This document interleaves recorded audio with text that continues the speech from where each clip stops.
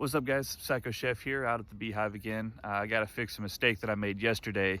I may have pinched the queen up against the edge of the frame, or not the frame, but when I put the frame up back into the hive, it may have been too close to the edge of the box, and I might have hurt her or maybe just trapped her or something. But anyway, I got to come in here, make sure that I didn't screw up too bad.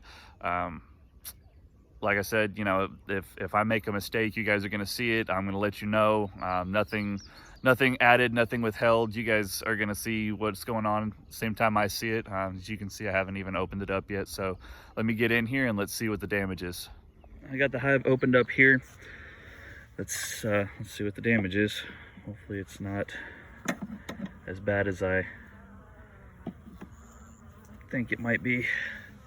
We'll see. So what I did, I noticed it as I was reviewing the video that I made yesterday. The queen was on this frame. She was also on this side of this frame, and when I put my drone frame in, it pushed this frame up against the wall here. So there is a possibility that I squished her, and that is a very unpleasant notion. So let's see. I'm gonna move these these frames a little bit further apart. I don't want to roll her or damage her in any way if that's the case. So let's see what we've got on this frame here. Okay, there she is. Let's see how she's doing. Moving around. She's on the opposite side of the frame, so she had room to move. So it looks like I didn't do as much damage as I thought. So that's good. I'm glad that it's not as bad as I thought. Oh, look at this. They've got more capped honey right now than they did yesterday. Look at that. Wow. Very nice. All right. Well, I'm going to go ahead and put this back again.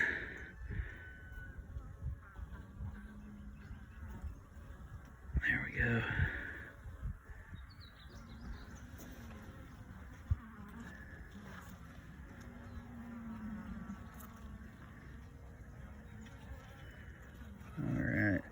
So one thing that I want to go ahead and let you guys know, this is an 8-frame hive. However, you can fit, as you can see, more than 8 frames in the hive. You can actually fit 9. But if you squeeze them all too far against the edge, that interrupts what's called bee space.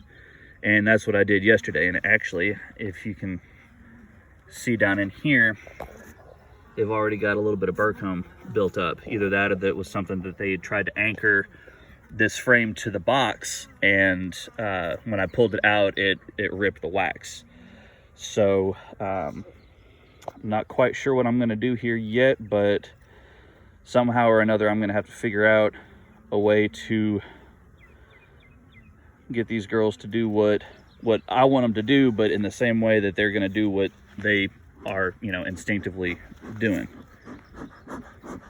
You know, if you don't control what's going on, the bees will build comb pretty much anywhere that they want. Some people call it burr comb, some people call it brace comb. You know, basically it's just going to be comb in an area that you really don't want it. As a beekeeper, it's not something that you want to, you know, have going on. So got to figure out a way to keep all my frames in here and not squish them, and still get them to where they're not going to build up a whole too terribly much comb. But so yeah, that's pretty much it. I'm gonna do a couple more things in here and then close it up, and then we'll get into it get into a discussion. Pretty much I'll just talk about what's going on, and we'll go from there. All right, stay tuned, guys. All right, so that was my mistake. Turns out that it wasn't as big a mistake as I thought it was. Fortunately, I did not squish the queen or damage her, so that's something to be thankful for. I was worried that when I pushed the frames against the edge of the hive, that I may have squished her, and that there wasn't going to be enough of that bee space for her to get around. So it turns out that wasn't the case. She's doing just fine, and I've decided that instead of trying to shove 9 frames into this 8-frame hive, because you can't actually fit 9 frames in an 8 frame. I don't know why the dimensions are like that, but you can fit 9 frames into an 8-frame hive. But in a 10 frame, you can only fit 10 frames. It's one of those weird dimensional things that for some reason 8 frames you can hold more. So I'm just going to go ahead and stay 8 frames to make sure that the bee space is observed. And if they start building burr comb or brace comb along the edges, I'll just have to scoop it out, save it, melt it down at a later date. But a little education for you guys today. When I talk about bee space, it's what Reverend Langstroth came up with 100 and some odd years ago, back in the mid-1800s, when he invented this hive system that I'm currently using. There's two different hive types that are mainly used. Back in, centuries ago, when the world was new and beekeeping was new, the bees were kept in what's called skeps, which is that's the honey. You see it on the Winnie the Pooh type stuff. You've got the honey pots, and then you've got this little, it's like a round deal. It kind of comes up. It's got a fat base, and then it kind of does this whole thing. It comes up to a point that's called a skep. They used to be made out of mud, and the people that would keep the bees would kill the bees to extract the honey. And now here we are, a millennia later, and we don't do that anymore. So now we use 2 main methods, which is the Langstroth hive, which is what I have. It's a Langstroth hive, or a top bar hive. I'm not going to go into top bar hives because I personally and honestly I don't know anything about them, and because I don't know anything about them, I don't really want to use them because I don't know anything. So I'm just going to use what I'm used to, which is the Langstroth hive. And so what Langstroth did was he developed this technique of preserving bee space, which is about 1/8 to 1/4 of an inch. He determined that the bees would need to be able to get around when the frames are in the hive. So I'm going to show you, I've got 2 frames here. So here's your frames, and you'll notice on every frame is going to have a fat part on the top, and then it's going to taper down about halfway, and it's going to get smaller on the bottom. All Langstroth hives are going to have this technique, or this style.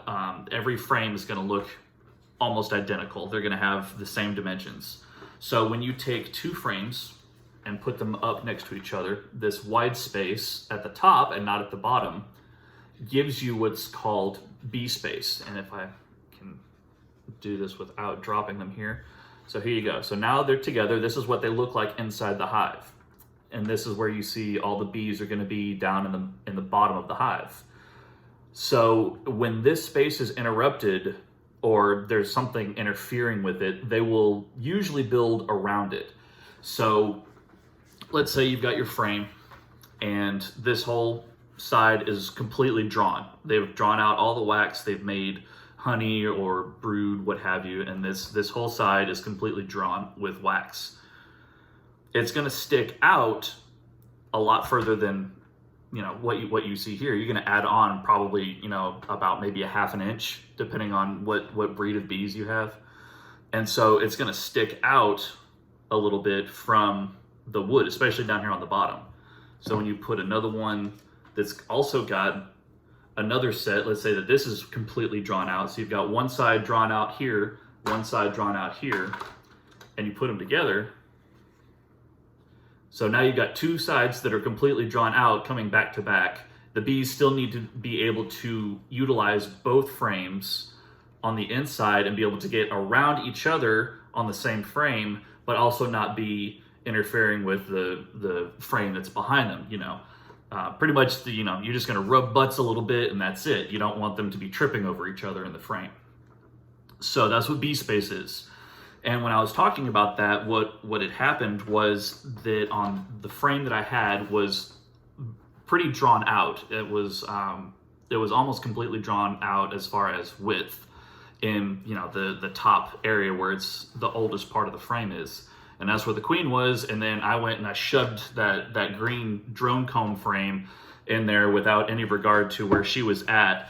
And when I looked at the video, I about crapped my pants, and I was like, oh, I hope I didn't kill the queen.